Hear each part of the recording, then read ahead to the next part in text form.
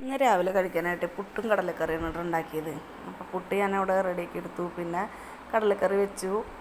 കടലക്കറി വെച്ചതിന് ശേഷം ഞാൻ പിന്നെ ഉച്ചക്ക് ഉള്ളതൊക്കെ റെഡിയാക്കാൻ വിചാരിച്ചു.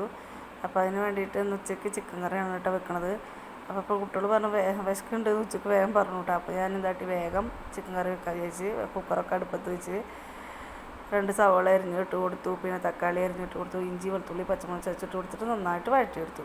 അതിനുശേഷം 2 ടീസ്പൂൺ മുളക് പൊടി, 2 ടീസ്പൂൺ മല്ലിപ്പൊടി, 1 ടീസ്പൂൺ മഞ്ഞൾപ്പൊടി, പിന്നെ കുറച്ച് ഉപ്പ് എന്നിവ ഇട്ടിട്ട് നന്നായിട്ട് വഴറ്റിയതിന് ശേഷം നമ്മൾ എടുത്ത് വെച്ച ചിക്കൻ അതിലേക്ക് ഇട്ട് കൊടുത്തു.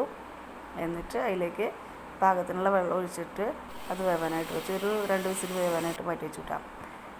എന്നിട്ട് ആ മൂടി തുറന്നതിന് ശേഷം അതിലേക്ക് കുറച്ച് ചിക്കൻ മസാല ഇട്ട് കൊടുത്തപ്പോൾ നമ്മുടെ ചിക്കൻ കറി ഇവിടെ സെറ്റായി കഴിഞ്ഞു.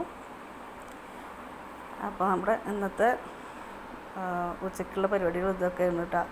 അപ്പോൾ ഇത്രയൊക്കെയുള്ള ചാനൽ എല്ലാവരും സബ്സ്ക്രൈബ് ചെയ്യണം കേട്ടോ.